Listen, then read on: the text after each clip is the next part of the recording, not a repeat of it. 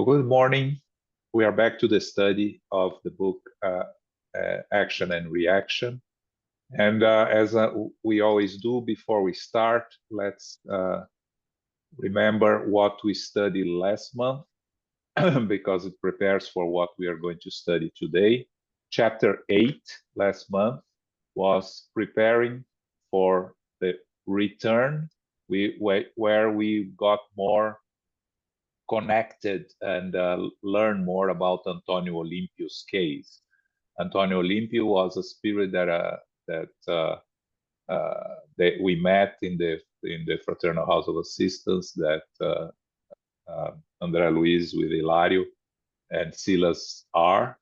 They heard Minister Sanzio there, and then there were more clarifications regarding Antonio Olimpio's case, what he did. He killed his brothers. Took over to take over the farm. Alzira visits her husband in the infirmary, praying by his side, with great benefit for his future spiritual awakening. Then they go to the site farm, where the drama with Olimpio and Alzira unfolded.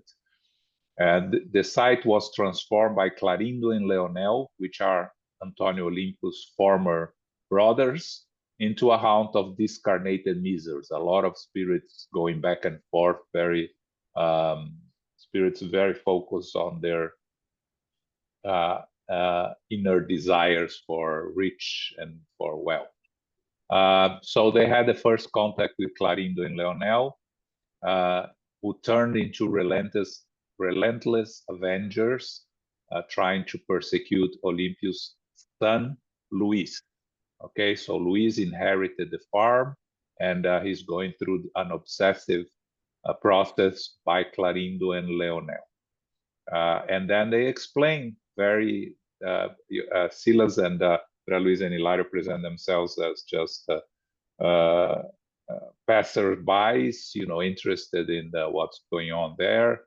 And Clarindo and Leonel talk about the obsessive technique, using the principle of mental reflection predominant in our personality, meaning we have one predominant thought in our personality, focus, that is used by the obsessors. If this predominant reflection is of negative influences, of negative inferior vibrations, they use this predominant mental reflection to cause the obsessions. And then they gave us a practical example of the application of the obsessive technique, or hypnotic obsessive suggestion, when they present Luis, the son, with the idea of buying the next door farm that that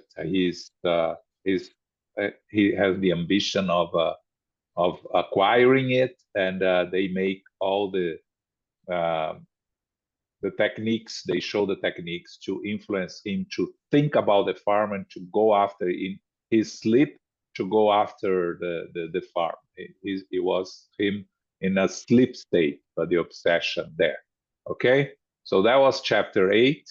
Today we are going to start with chapter 9, which is Silas Story. So we know that Andre Luiz and Hilario are there, accompanied by Silas. Silas is the mentor, their guide for this excursion to the farm. Okay, so Zoraida, can you read for us?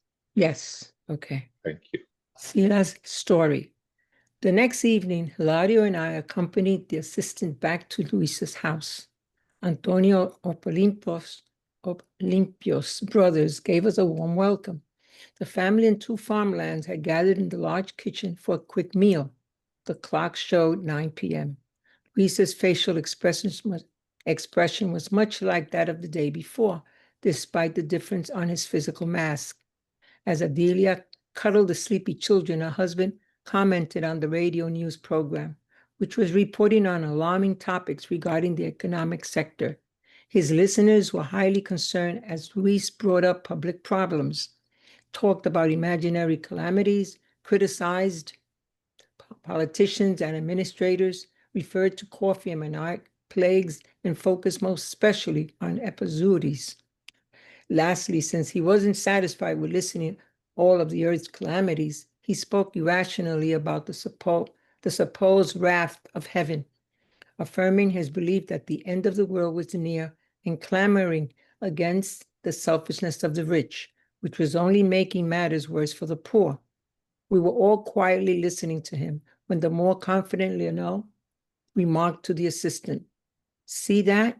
And he pointed at Luis, whose discussion dominated the small family gathering. "That man is defeatism in the flesh. He sees everything in terms of ashes and mire. He has a strong opinion about social disasters, and he knows all about the poorest areas of collective indigency. Even so, he can't let go of just 1 cent of his millions in order to help those who suffer from nakedness and hunger." And after an ironic smile, "Do you still think he deserves the fortune of a physical body?" Silas contemplated the characters of the domestic scene with immense compassion on his kind face and remarked, "Lionel, all your comments would seem logical and true at first. On the surface, Luis is a prime example of pessimism and miserliness. However, deep down, he is very sick and in need of compassion. There are diseases of the soul that can ruin the mind for a long, long time. But what kind of person would be he if he were supported by other influences, spiritually suffocated by the visions of the earthly fortune with which his mind is being assailed? The poor wretch has lost all contact with the good books and worldly friends. His only help has been the Sunday religion of believers who think they are free of any obligations having to do with their faith so long as they worship God on weekends. Who could say what beneficial changes he might make if he could receive a different type of assistance?" Clarindo and Lionel registered Silas' comments as if they had received a blow, evidenced by the expression of displeasure in their smiling eyes. "Just the same, both he and his father owe us. They robbed us, murdered us," justified Lionel with the tone of a spoiled and intelligent child contradicted in his whims. "And what would you like them to do about it?" asked the unruffled assistant. "Pay up. They have to pay up," shouted Clarindo, clenching his fists. Silas smiled and argued, "Yes, pay up is the right verb, but how can someone pay up if his creditor eliminates every possibility for doing so? There's no doubt that we must right our wrongs. Nevertheless, if our duty today is to repair a road we damaged yesterday, how can we if they chopped our hands off? Christ himself said, 'Help your enemies.' I often think that such a statement, if correctly interpreted, means help your enemies so that they can pay the debts they have entangled themselves in, thereby restoring the balance of life. You and they both will be benefit with peace." One could see that with the sympathy he had won the day before and with his unpretentious and clear arguments, the assistant had acquired unquestionable moral ascendancy over the hardened obsessors. Nonetheless, Lionel asked apprehensively, "What are you talking about? Are you some kind of priest in disguise? Are you going to try and change us?" "No, my friend," replied the assistant. "If I want anything from our fraternal communion, it is my own renewal." Okay, thanks, Soraya. You're welcome. Okay, so what we have here is Andre Luiz, Hilario, and Silas going back to Antonio, to Luiz's farm, right? They arrive when the family and 2 workers of the farm are there in the large kitchen for a quick meal.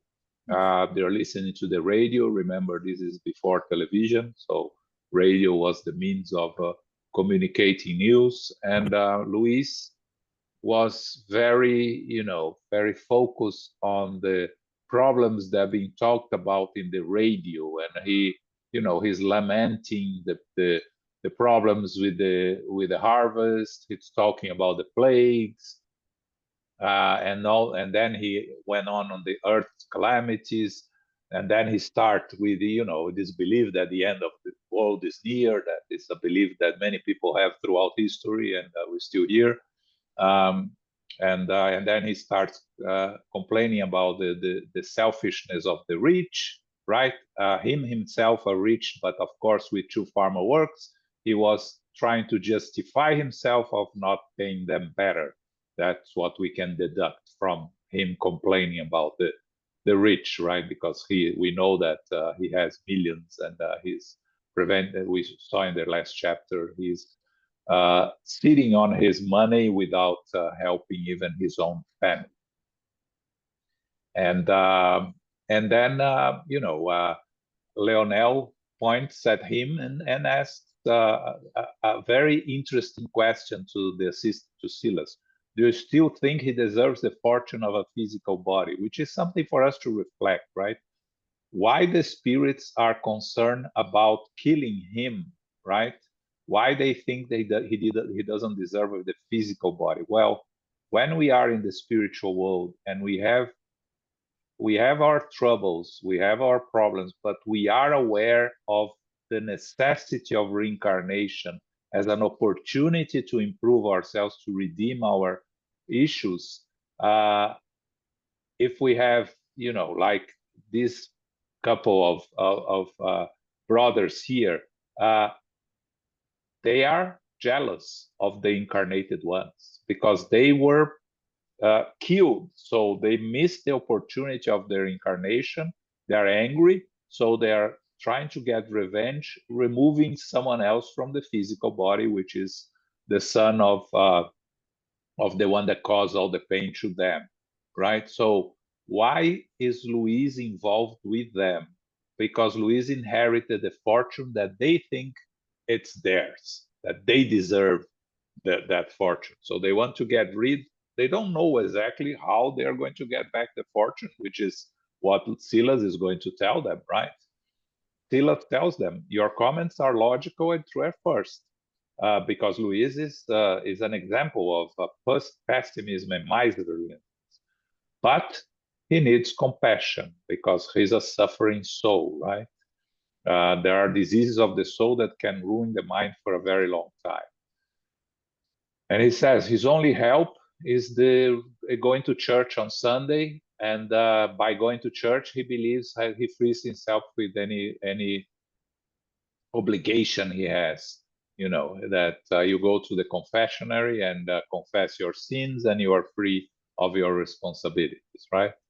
Of course, Clarindo and Leonel are not very, very happy with Silas' comments, and because they say, well, they robbed us, they murdered us, they need to pay. And then Silas very wisely tell them, yes, they need to pay. Pay is the right verb. How are they are going to pay if you remove all the possibilities of paying? And then he said, which is very interesting, he said, Christ himself said, help your enemies. In reality, what the publisher comments here, Andre Luiz puts on his character's lips a synthesis of Luke 6:27-28 to be more easily understood by the 2 hate-filled spirits, to whom the verb love your enemies would be too repulsive. They would have rebelled against the complete text. You have been unsuitable to talk about love at that moment, but to help, to pay, was well received because they wanted to be repaid. You see how the intelligent approach that Silas takes to words here. Help your enemies so they can pay their debts. And he says, I often think that such a statement should be interpreted as help your enemies so they can pay the debts they have entangled themselves in, thereby restoring the balance of life. That he's saying we all benefit if they can pay their debts to us. And then, of course, they are very intrigued by this approach that Silas is taking, and they ask him, what, you are some kind of priest in disguise? Are you trying to change us? And very wisely, Silas replied, if I want anything from our fraternal communion, is my own renewal. So instead of giving advice to them, or he's just telling what he is trying to do is to renew himself. He made it about him, not about them, so they cannot feel threatened or accused by Silas. On the contrary, Silas is just talking about himself. And now what we're going to see is Silas' story, which is the title of the chapter. Okay, so this second part here is going to be a very long part. So Raida will have to read for us for some time, because we are going to go through Silas' story on his last incarnation. Okay, any questions, comments here on the first part? Okay, Zoraida, breathe, and let's go. Yes. And maybe because there was a long pause, Silas continued. During my last passage on the earth, I too fell prey to the seduction of money. The passion for possessions dominated all my thoughts. My fascination for gold had such a hold on me that, in spite of having received a medical degree from a reputable university, I refused to work as a doctor so I could keep a close eye on my old father. I wanted to keep him from getting too free with our access. Detachment to our properties and channels made me a reprobate within our family paradise. It made me ill-tempered and inhuman. And of course, I was loathed by all the subordinates living within the vast circle of my temporary domination. In order to pile up money and easy profits, I began with cruelty and wound up with the web of crime. I loathed friendship, despised the weak and the poor. And because I was afraid of losing the fortunate whose total possession I desired, I didn't hesitate to adopt moral delinquency as an infernal partner of my horrific journey. As I listened to the assistant's story, I was suddenly taken with enormous surprise. Was Silas telling the naked truth, or was he taking extreme measures at that moment, unduly incriminating himself in order to regenerate the two persecutors? At any rate, Hilario and I promised we wouldn't compromise his work, and so we tacitly limited ourselves to listening to him attentively. Obviously sensing that Lionel and Clarendo had been touched somewhat and was thus open to new thoughts, Silas invited us all outside. He said that he wanted to tell us a little about his own experience, but that he preferred to do so before the blessed altar of the night so that his memory could serenely recall all the facts. Outside, the stars shone like suspended homes of the creation, and the scented breeze seemed to be offering to take our prayer or our words swiftly to the glory of heaven. Unable to grasp the true meaning of the assistant's unexpected attitude, I could see that he was indeed deeply moved, as if he were setting the eyes of his soul on far-off scenes. Naturally overcome by the sympathy radiating from Silas' face, Clarendo and Lionel gazed at him submissively. Silas began in a faltering voice. As far as I can remember regarding my last journey through physical realms, I surrendered to the love of money early on in childhood, which makes me certain that I have been a hateful, avarice miser many, many times before. From what my selfless instructors have told me, I know that in my last existence, just as other occasions, I was born with a silver spoon in my mouth so that I could experience the temptation of abundant wealth and conquer it through a strong will applied in the incessant cultivation of fraternal love. But to my misfortune, I failed completely. I was the only son of an honest man who had inherited a considerable fortune from his grandparents. My father was a respectable lawyer who, because of his personal wealth, never practiced his profession. However, he was profoundly studious and kept himself constantly surrounded by rare books and societal obligations, which to a certain extent kept him from thinking about faith. My mother, however, was a devout Roman Catholic of noble conduct, and although she never tried to force her religion on us, she tried to teach us the duty of beneficency. I remember with late regret her reiterated invitations for us to join her in the task of Christian charity, but my father and I always refused indifferently in case Encast in our conceited and smiling irreverence, my mother quickly perceived that my poor spirit had brought with it the poison of greediness, and realizing that it would be very hard to work for the inner renewal of my father, a full-grown man accustomed since early childhood to financial control. She focused her plans of spiritual growth on me. To do so, she encouraged me to like medicine, telling me that I would find the best opportunities to help my neighbor alongside human suffering and would thus make myself pleasing to God, even if I was incapable of storing up the resources of faith. Deep down, I scorned the sacred hopes of that spirit who was the dearest to my soul.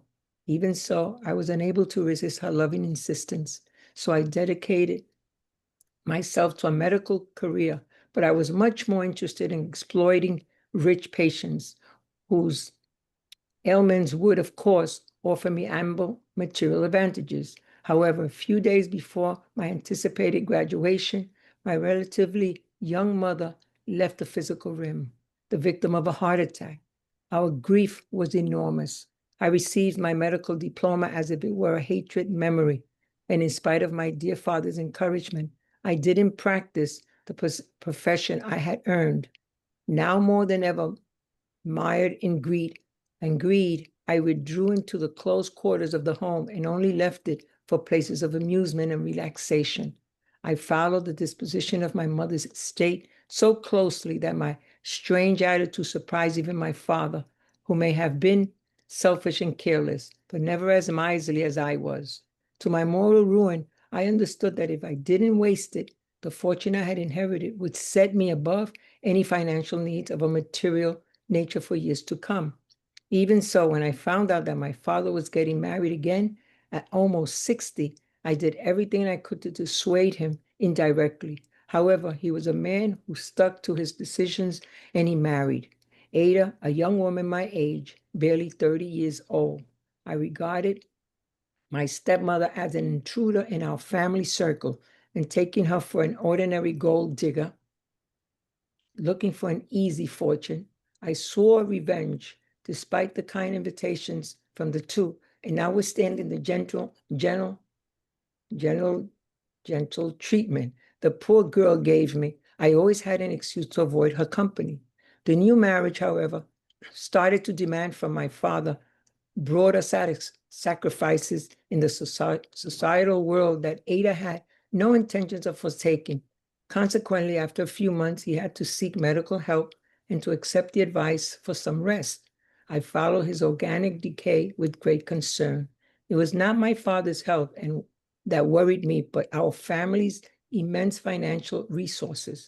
In the event of a sudden death of the man who had brought me into existence, there was no way I would agree to share the inheritance with a woman who, to my mind, unduly occupied my mother's place. The assistants made a long pause as we looked at his melancholical face.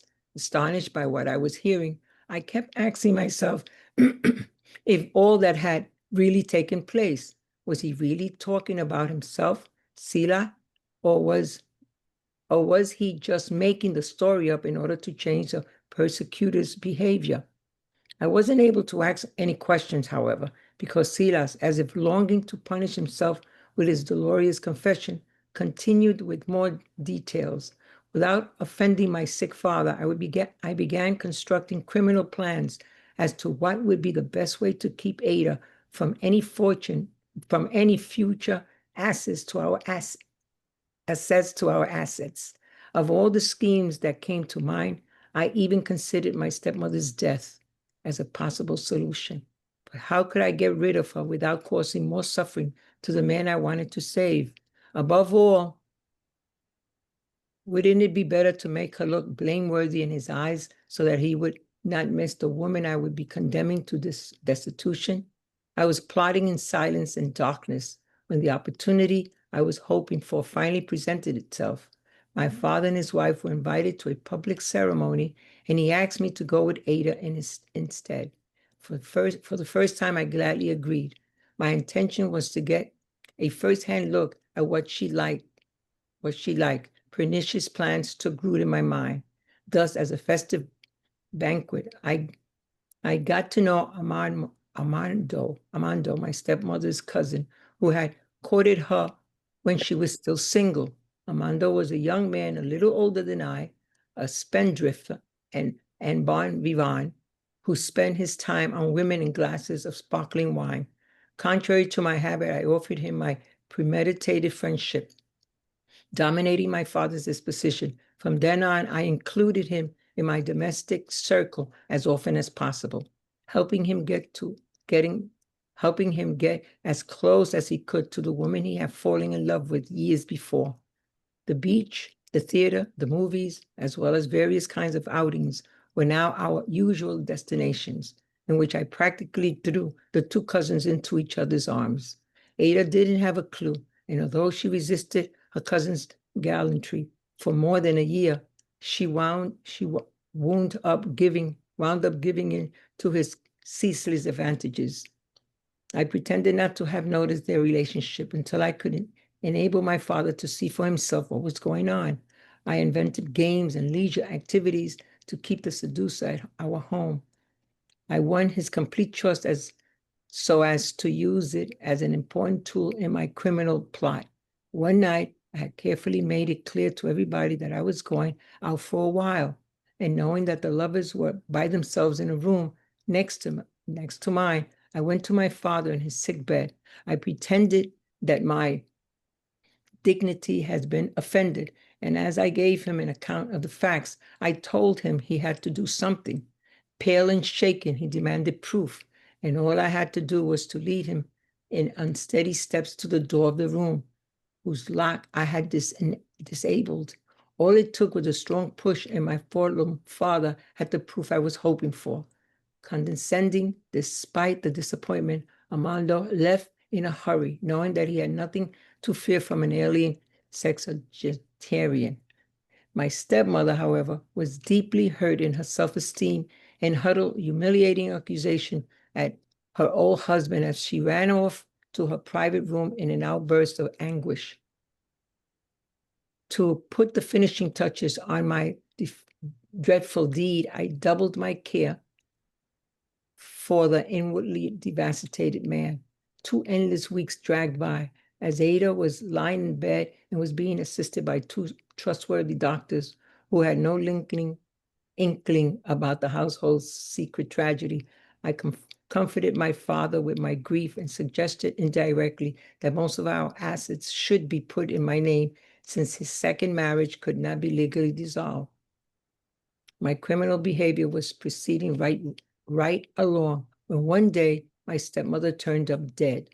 Our doctors identified the cause of death as a deadly poison, and embarrassed, they told my father that she had committed suicide, obviously motivated by the unbearable nostalgia she had been suffering from. My father was very downcast at the stately funeral. However, my destructive objective, I was rejoicing. Now, finally, the entire family fortune was mine. But my satanic joy didn't last long. Shortly after the death of his second wife, my father became completely bedridden. Doctors and priests tried to help and console him, but it was no use. 2 months later, my father, who never smiled again, was on his deathbed. In dolorous agony, interrupted by tears, he confided to me that he had poisoned Ada by lacing her tranquilizers with a powerful poison. That fact, he told me, in his defeat had imposed on him his own death too, since he could not forgive himself as he bore the burden of constant, unbearable remorse. For the first time, my conscience hurt very deeply. My attachment to material things had destroyed my life. The dear old man died in my arms, believing my tears of repentance to be tears of love. As I left his wasted body in the cold earth, I went back to our manor house, feeling like the most wrenched of beings.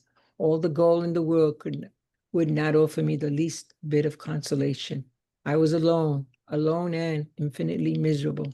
Every corner and thing in the house spoke to me of crime and remorse. Many times the darkness of the night seemed populated by horrendous ghosts who scorned my pain, and amid the throng of insensitive demons attacking me, I thought I could hear the unmistakable voice of my father clamoring to my soul. My son, get a hold of yourself while there's still time. I became withdrawn, suspicious. During an appalling moral crisis, I traveled to Europe on a long recreational trip, but the charm of the great cities of the old world failed to allay my internal wounds. Everywhere I went, the best meal tasted bitter in my mouth, and the most beautiful artistic works only caused me anxiety and sadness. I returned to Brazil, but didn't have the courage to return to our old house. Supported by the friendship of an old friend of my father, I accepted his invitation to stay at his place for a while until my health allowed me to consider a radical change in my life. In the care of that friend, I let long months go by in my attempt at an undeserved mental escape until the unforgettable night when my nostalgia had become a scourge of pain. I drank a vial of arson from my hostess wine cellar, believing it to be the sodium bicarbonate I had left there the day before. The poison expelled me from my body, poisoning terrible suffering, like my stepmother who had died in terrible agony. I died in the same way, unaware of my mistake. The friends who shared their domestic sanctuary with me believed beyond a shadow of a doubt that I had sought in suicide an end to the mental suffering that I had punished my soul as a rich young man. Bored with life, according to the version they disseminated. Thanks, Zoraida. Okay. Sorry for the very long That's okay. passage. That's okay. But it's a soap opera that we needed to go through everything because it didn't make sense to stop in the middle, right? We had to hear his whole story, right? Yeah. And we can see that according to his narrative, he was obsessed with money, right? Since very early age. He got a medical degree, but didn't work as a doctor. The only thing that he would think about was money. Of course, Andre Luiz is very surprised and keeps imagining if he's telling the truth or he was just creating a dramatic story to influence Leonel and Clarindo. But he didn't ask anything because Silas invited them to go outside so he can tell his whole story.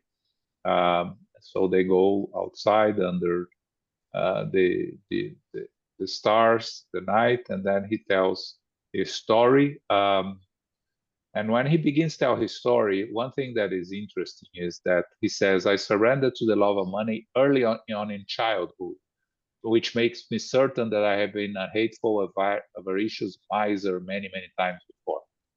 We show our inclinations in our childhood. We bring, because we are an eternal spirit, we bring with us all the qualities and inferior tendencies from previous incarnations. Of course, we learn in Spiritism that the first years are the best years for the parents to try to control or to change these bad inclinations, right? And his mother saw from the very beginning that he was very focused on money, right? And she tried to direct him to a more useful profession, asking him to study medicine, to try to help those in need. You know, we comment that we always have some protecting spirit around us, incarnated many times, discarnated sometimes, that try to protect and guide us. In his case, was his mother. His father was not a bad person per se. He was someone that was rich, that focused himself in his books and his societal obligations. Didn't focus much on faith, but he was not a bad person. It's just that he didn't care about religious things or to use his wealth to help others by the little we see here. But of course, one thing we learn in Spiritism, if you to not to not do evil is not enough. You have to actively do good, right? And by what we see here, and we'll see later the consequences, his father was not actively trying to help others. He was just living his own life without causing any harm to anyone, but without any focus on helping others. So his mother saw that she couldn't help the father. He was, especially at that time, you have to remember this is beginning of the 20th century, and the woman was not much. I didn't have much of an active voice in the house, except for the raising of the children. But Silas, he respected and loved his mother, so he followed her advices to study medicine. But what happened is that his mother died when he was about to receive his diploma. He never worked with his diploma and focused on preserving the fortune, right? But to complicate things for him, his father decides to get married again, and he couldn't convince his father not to get married. One thing that we have to understand here, a parenthesis on how the law works in Brazil, which is different from here. Here you can do your will and leave your possessions to whoever you want. In Brazil, the law says that if you are married, you have to leave 50% to your wife and 25% to your children, and you can only choose what to do with the other 25% left. Now, at that time in Brazil, that was the law, and that's it. Nowadays, they changed a little bit. If you can get married with a partial separation, so what you have before marriage, you don't need to leave for your wife. But anyway, at that time, if he gets married to Ada, if he dies, Ada would receive 50%, and his son, in this case, Silas, would receive 25%, or the other 25% he could choose. So, of course, Silas regarded his stepmother as an intruder that was going to inherit the money that he thought belonged to him, right? So he tried to find a way to get rid of her, and he finds a way by trying to learn more about her. He's starting to construct his criminal plans to prevent Aida's access to the assets that he thinks is out. So eventually he finds this young lad that was a previous company of Aida's, Armando, and he reunites them and tries to attract him to the house, try to create a relationship between both of them. And Aida ended up giving up to Armando's advances, and Silas continues to promote this reunion until he could convince his father. He could find an opportunity to show his father what was going on. He ended up succeeding, and his father finds both of them. Armando leaves without any much care, and Aida gets sick and end up dying. What Silas was trying to do here when she dies is to convince his father to pass the assets to his name. So that's a way to avoid leaving to his wife. So if his assets go to Silas while he was alive, then when he dies, it doesn't go, it continues in Silas' name. But she dies poisoned. Eventually he knows that his father poisoned him. The doctors think that she committed suicide because of the neurasthenia, which is, according to what we learn here, is an obsolete term formerly used to describe a vague disorder marked by chronic abnormal fatigability, moderate depression, inability to concentrate, loss of appetite, insomnia, and other symptoms. Popularly used to call nervous prostration. Okay, this is not something that's used nowadays. Elmo is not here, unfortunately, to give us more medical modern terms, but that's more of a depression in a sense of what we say today, right? So the father gets sick also because of the guilty conscience, because he, in the end, he poisoned her, caused her death, and he dies also eventually because of his guilty conscience. So he could not forgive himself. Silas tells that for the first time, his conscience hurt very deeply because his attachment to material things he sees that have destroyed his life. The father died, the mother died early, he's out there left alone with all his wealth, but no friends, no family, no friends, not anyone, right? All the gold in the world would not offer him the least bit of consolation. He was alone and infinitely miserable. Again, material possessions can give us comfort, but it's not a solution to all of our problems. And then sometimes it can make things very complicated and dangerous, which is the case we are seeing here. So when we have a guilty conscience, it keeps coming back to us at all times. It becomes what we saw, the mental reflection predominant in the personality, what we saw last month. It becomes everything that Silas can think of. He tries to travel to Europe, but nothing can help him. Everywhere he goes, the guilty follows him because we carry with us everything that is inside ourselves. A change of scenery doesn't change us. So he goes back to Brazil. He didn't have the courage to go back to the house.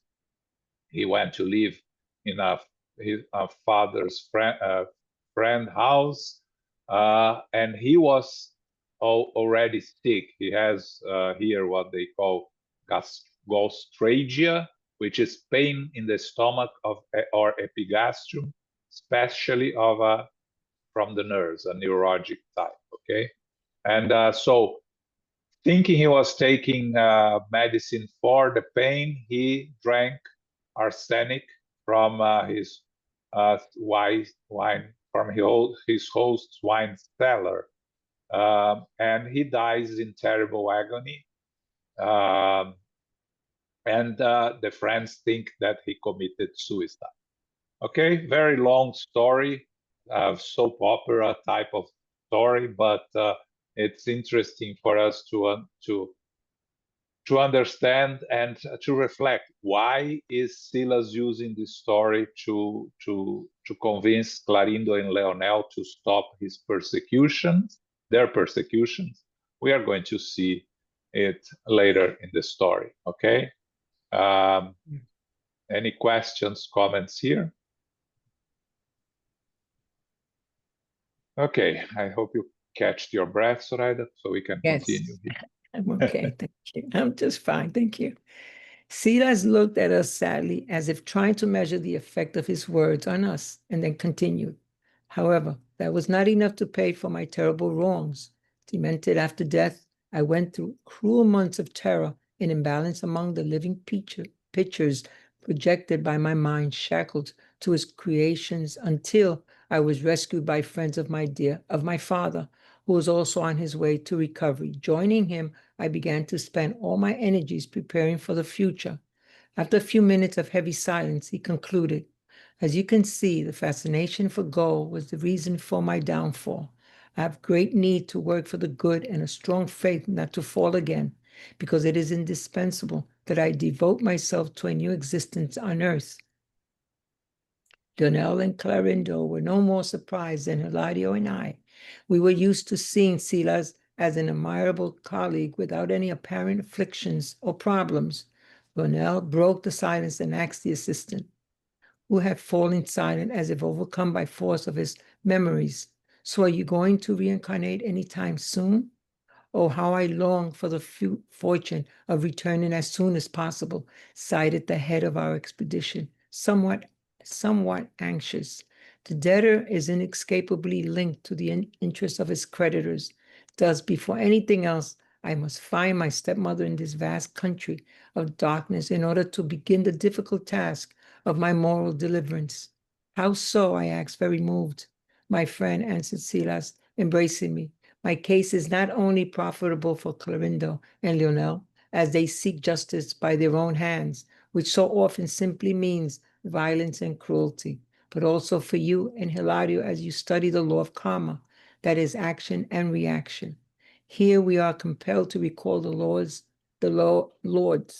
lesson. Help your enemies, because if I do not help the woman in whose heart I created a powerful enemy of my peace, I cannot receive her fraternal help, without which I will never regain my serenity." I took advantage of Ada's weakness to throw her into the abyss of perturbation, making her more fragile than she already was. Now my father and I, who complicated her pathway, must look at her, uplift her, help her, and restore her to a relative balance on the earth so that we can pay at least a small fraction of our immense debt. "Your father?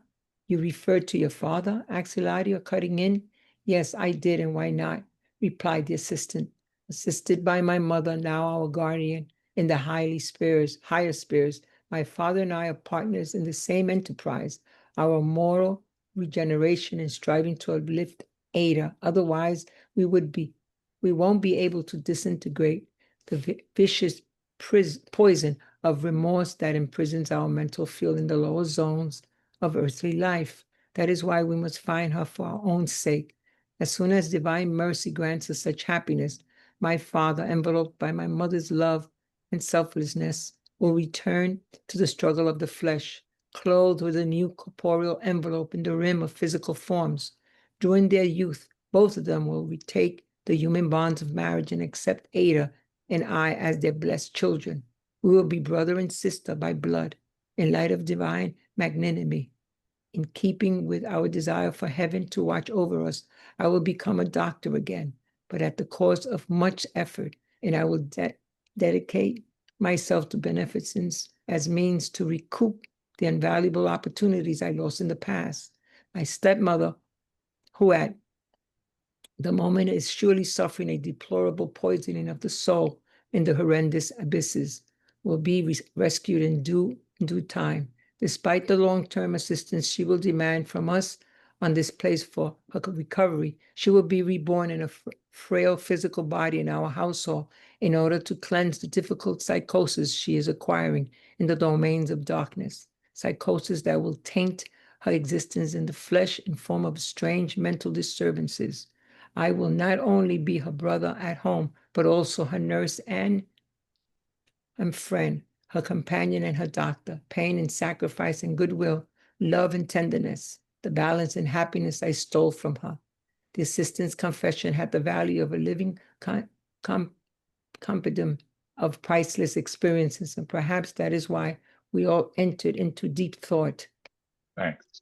Okay. So Silas continues here. When we go back to the spiritual world, we mentioned many times what is left with us, right? The necessities of the physical body are no longer there. The necessity of eating, of sleeping, of all the things that our physical body demands of us. So everything that is left is what's in our mind.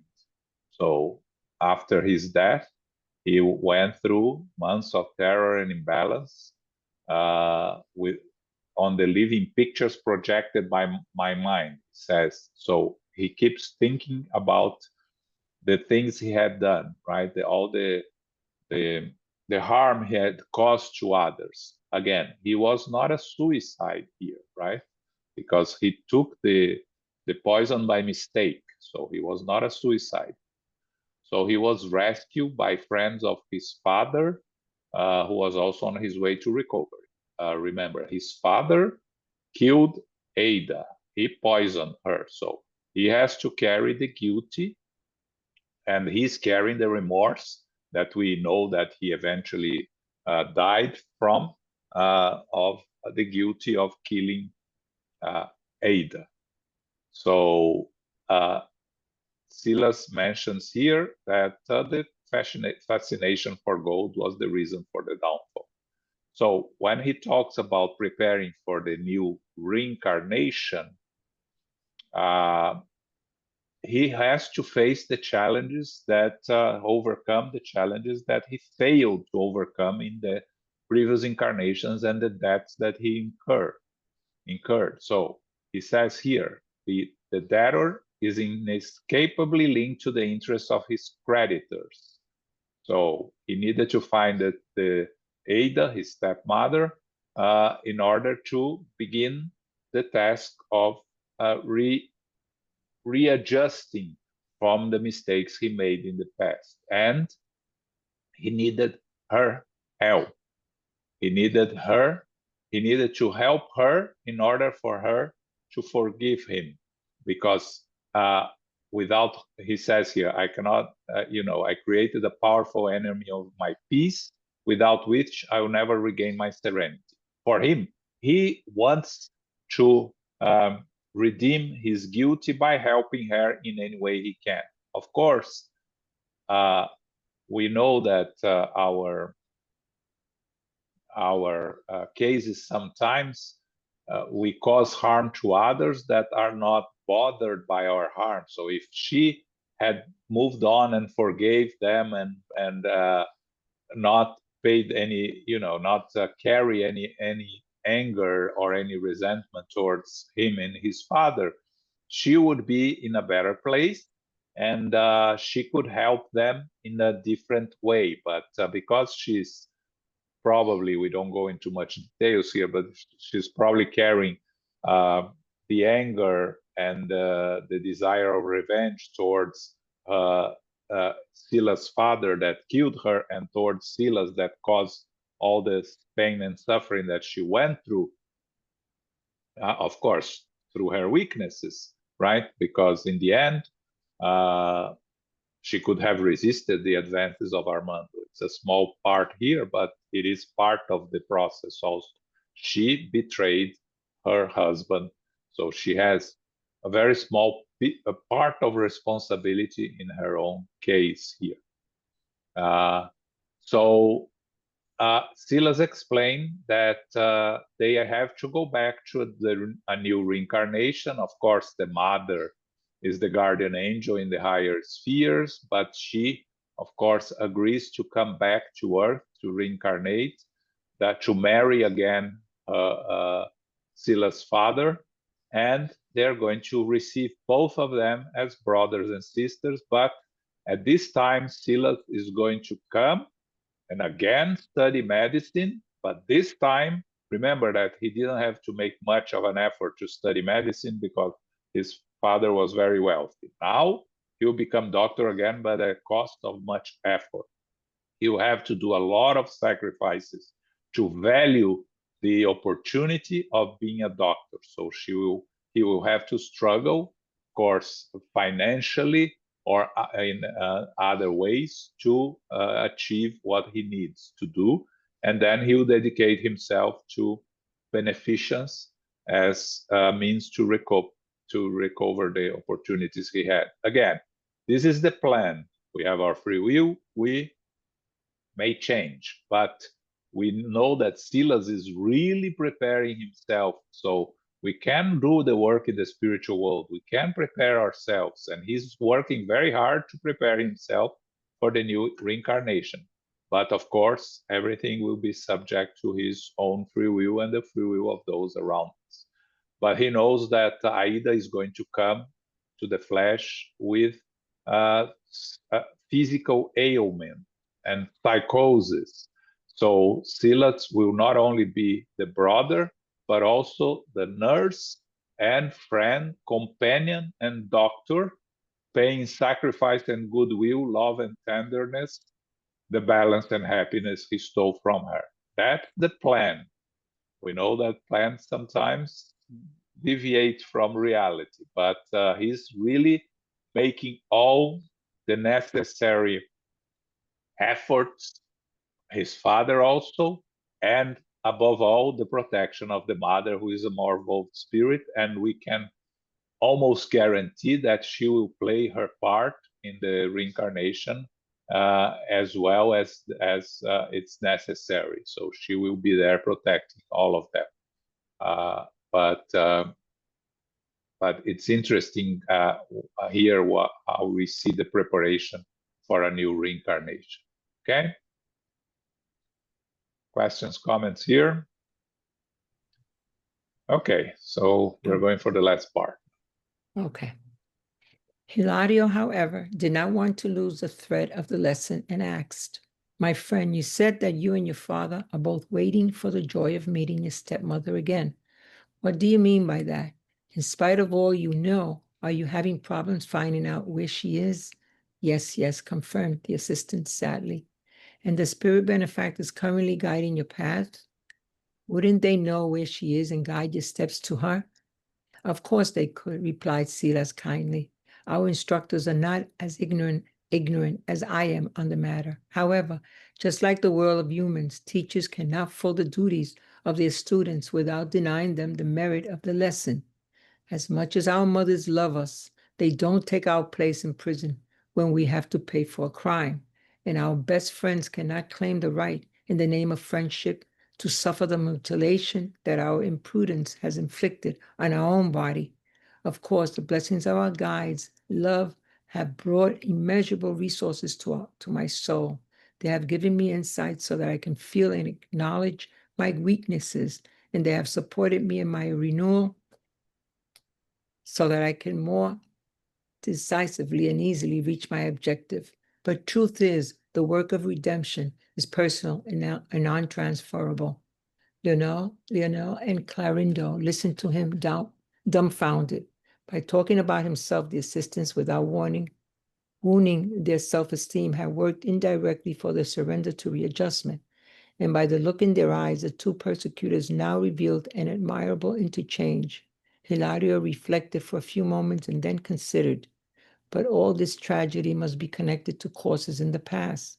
"Yes, of course," confirmed the assistants. "But in our tormented region, there is no mental period for any wonders of the memory.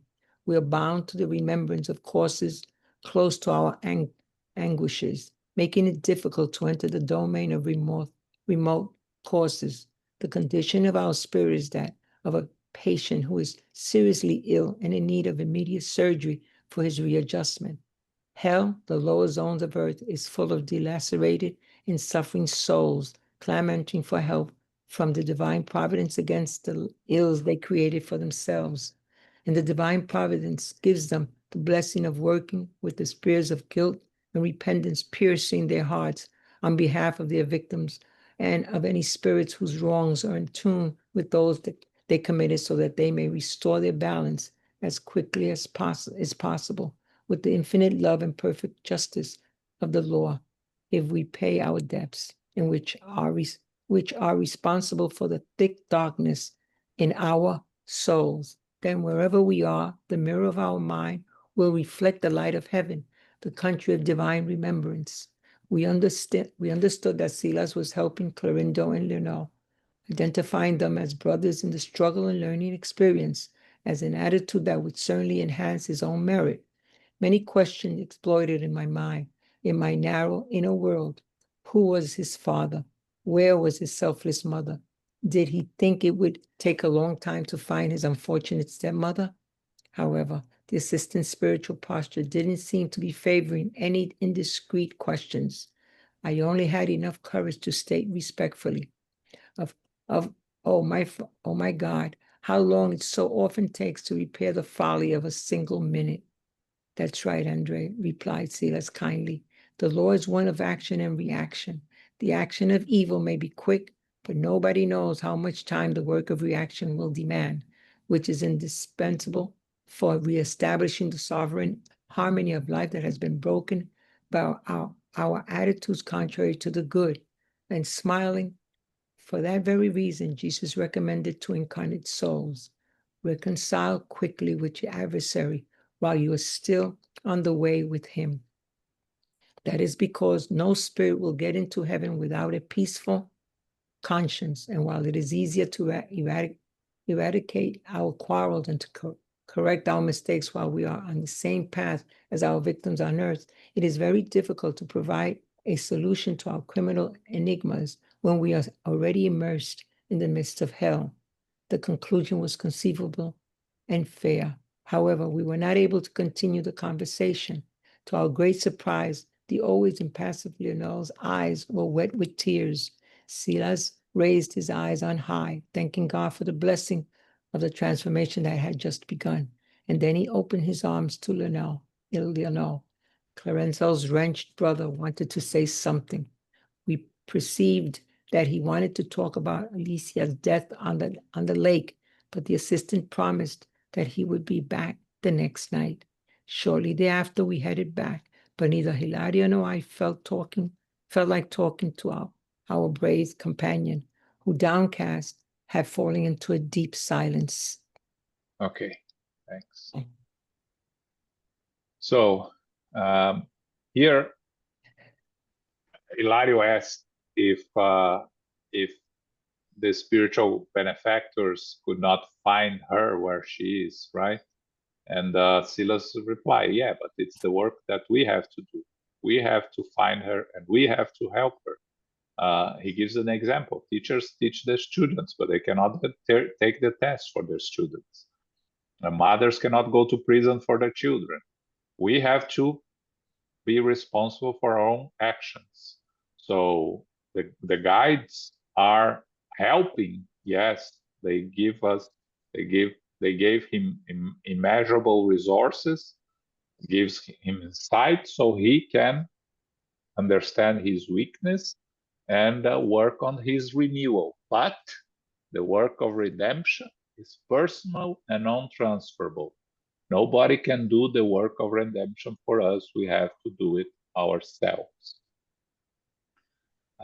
And we can see that by talking about himself, he was changing Leonel and Clarindo's thoughts. He's talking about him. He never mentioned anything about them, but they are starting to change.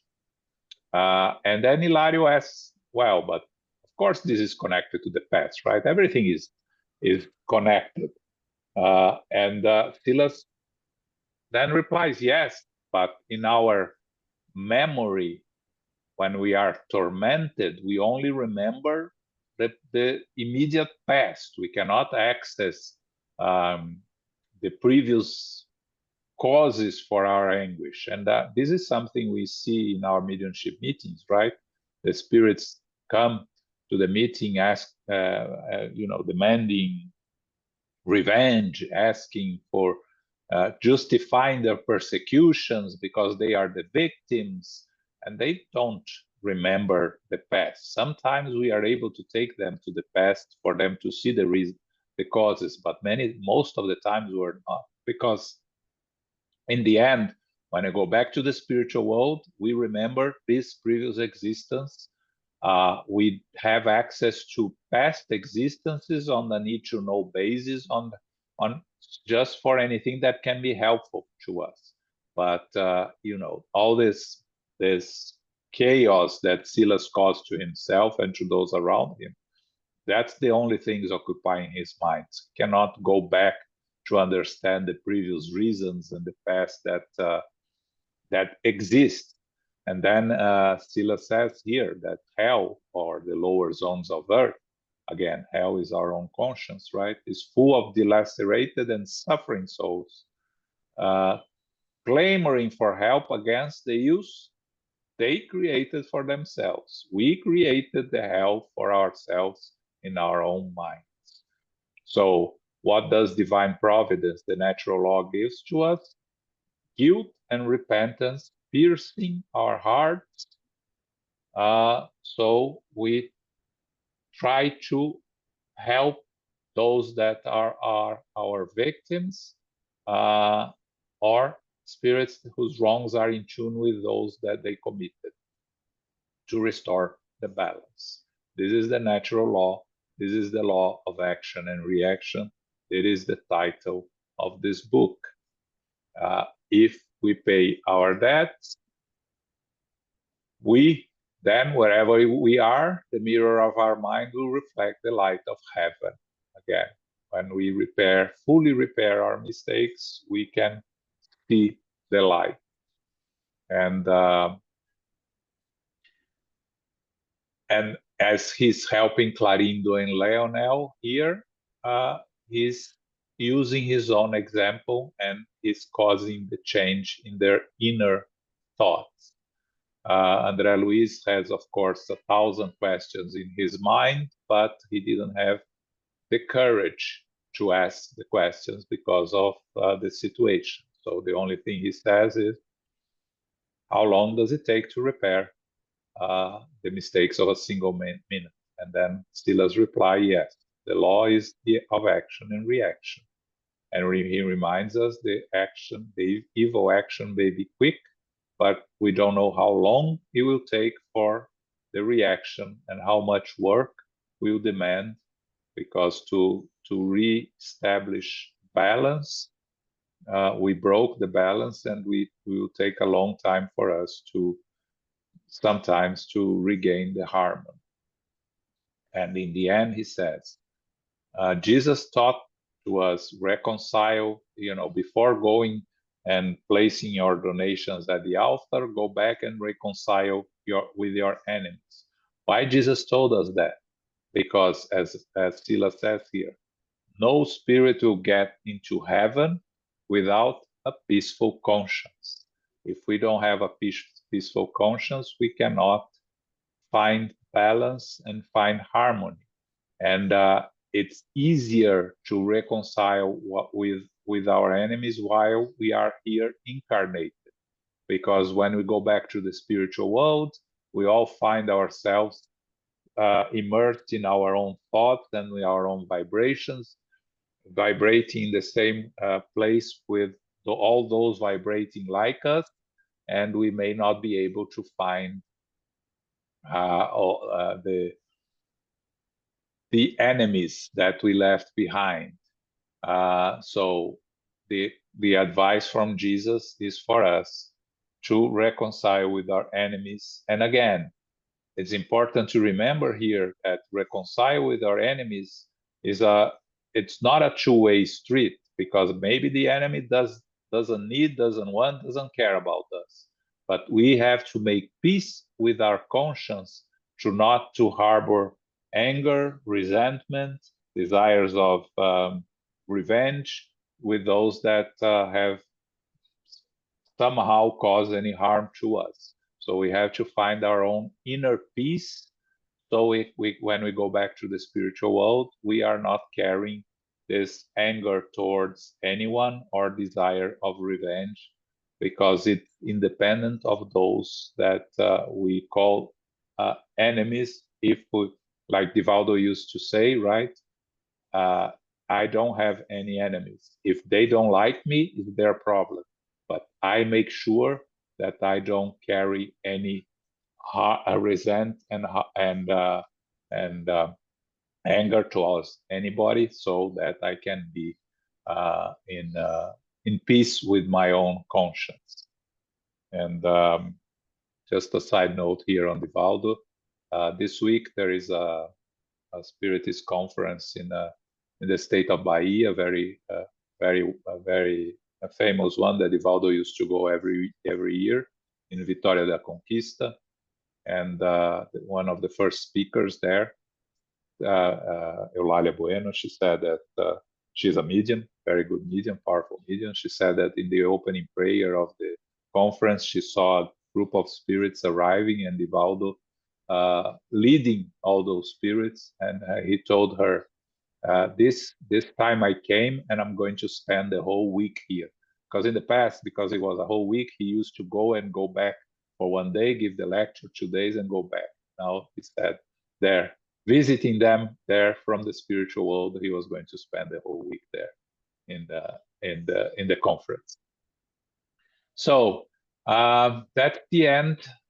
You can see that Leonel is changed there. He's already wet.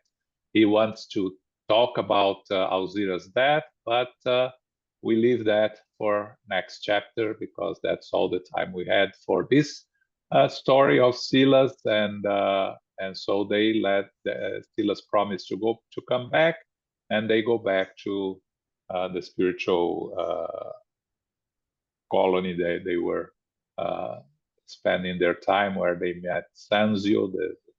So we will continue next month on this. Okay. Any comments, questions, final comments, final questions here? I have a comment to make. Sure. Okay, as I was reading this, I somehow related the story to steps 8 and 9 of self-help. You know, we have 12 steps, and step 8 means you got to make a list of people we had harmed, and then step 9, we make direct amends to such people. Yeah.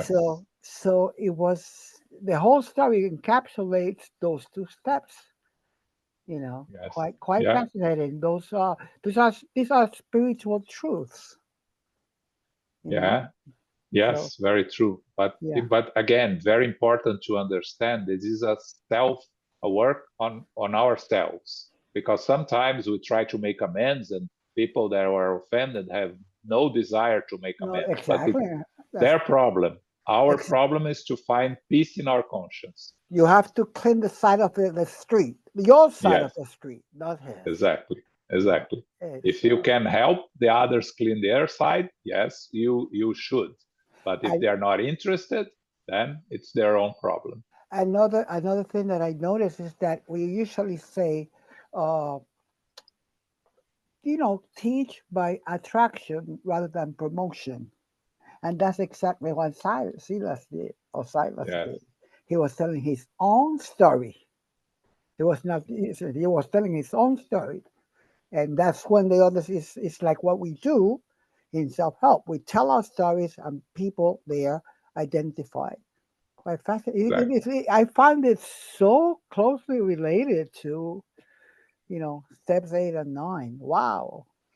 Yes. Yeah, you're right. In the end, the truth is everywhere, right? Yeah. Nobody can claim they're the owner of the truth. The truth is everywhere.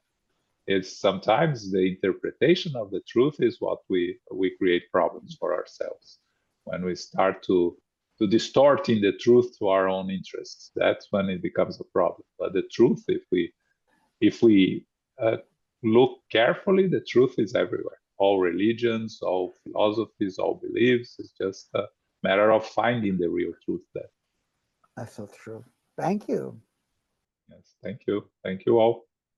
Okay. Thank you all for being here. Next Sunday, we're going to go back to Jesus in the Home.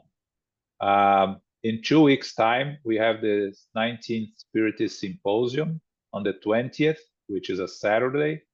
It's in Ann Arbor, Michigan, but it's going to be shown through spiritistsymposium.org if you want to. It's a whole day event on Saturday, September 20th. Okay, we'll be there, and I hope you find some time to watch it. They are very interesting subjects there. The topic of the symposium is I'll tell you soon.